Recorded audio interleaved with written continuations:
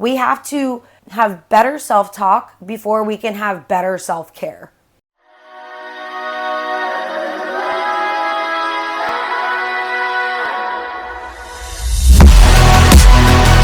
Welcome to Without a Doubt, the podcast, where we explore the transformative journey of breaking cycles and embracing our truest self. I'm Mad, a cycle breaker, a creative, and a sprinkle of reality. If they ever told you to be quiet, sit down, blend in, but you couldn't, this podcast is for you. I'm so happy you're here. A few weeks back, I was listening to a podcast. It's the Bird Braid podcast, and he was talking about how sometimes we're doing so much for self-care that we start to loathe the self-care we think we need to be doing. And we end up ignoring the true idea of self-care. When we think of self-care, we think manicures, massages, a self-help book, a nature walk, shit. I have an entire podcast on free self-care. But I'm so over talking about how self-care is going to help when I know I'm not into the books or the gurus or the coaches. I roll my eyes and I think it is so cringe when we are talking about things to do for self-care, when in the reality of things, self-care is how we actually self-talk and self-treat ourselves. So often I have negative self-talk to myself about my body, more so lately, as I've been working 40 hours a week, doing all the other things and doing the bare minimum on working out. I do have a labor-intensive job.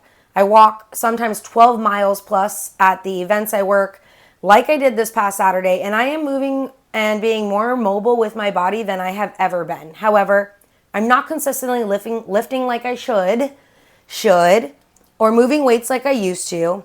However, I can low squat now, hold a low squat, and move a little bit better than I used to when I was on the consistent lift grind. Of course, right now, when I record this podcast, they are mowing my lawn. True self-care right now would be like, hey, Madison, can't do anything about it. This is the only time that you have to record this podcast. Can you even hear that?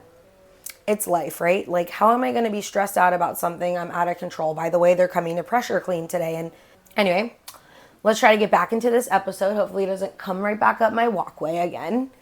You would think with all the self-care podcasts, books, accounts I did follow, I would be done with all the self-talk that's so crappy. But no, I'm human and I do talk badly to myself about my body and why I feel so squishy.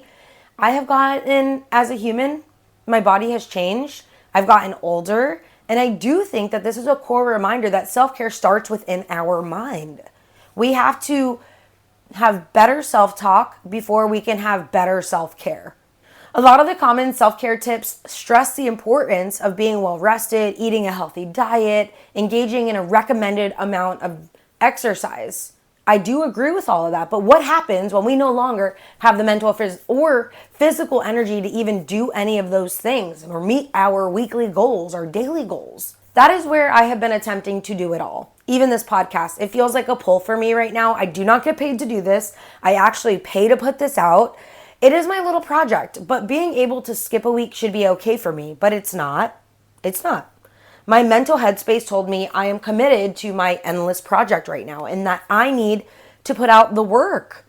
But the true self-care in this situation would have been for me to give myself grace and rest and not put out this episode, but I didn't do that.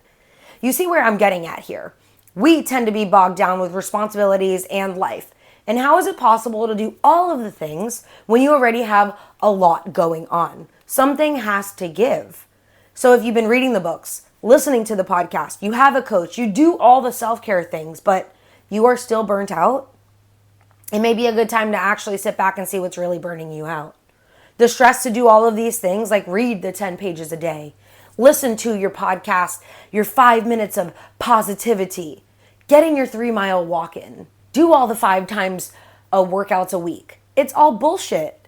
It's not doable for us all. And we have to do better as a society to not lay it on so thick with our thoughts of self-care, because self-care is personal. Is resting self-care? Fuck yes, it is. But it is not always easy to do. And if you have a stressful job, a stressful situation, feeling financially unstable, life crisis, how are you going to rest? If you have kids, obligations, commitments, How can you just say no? I mean, you could say no. But in the grand scheme of things, you shouldn't feel bad for not getting the self-care you think you need. That's just another stressor on top of the stressors. The grace you need to move with is the grace for space. Doing less and feeling better. I actually typed in my outline, and feeling freezer. Doing less and freezing. That is actually probably what we need to do. Another thing I'm actually trying to work on, just doing less and feeling better. I've moved out of that self-care bullshit, because how many people need to tell you that you just need to take the first step? You need to just start, or that you deserve rest. What you deserve is fucking brain space. You deserve to breathe, think freely, and you deserve to be joyful. If doing the things isn't giving you the space, the breathing room, the thought freedom, the joy, why are you doing it? The misconception that self-care helps is another scam. Buying into the idea that true self-care means finding tranquility and calmness in the midst of a storm. It's being able to respond rationally in the time of a crisis. And it's being able to just be free of the brain fog. How lucky are those people if you're actually living like that? How to actually do this, it starts with you, it starts with us, it starts with me. It starts within us. Maybe that means letting some shit go and clearing your plate of the things that no longer serve you versus adding to your plate that is already full. Self-care fundamentally starts with how we self-talk, how we self-view ourselves, and how we move. It's not what we actually do. It's okay to change your idea of what self-care is. It's okay to change that idea on the daily. But it's all about our intentions for how we want to feel. Go out there, be free, and make sure that you are living as the person that you want to be.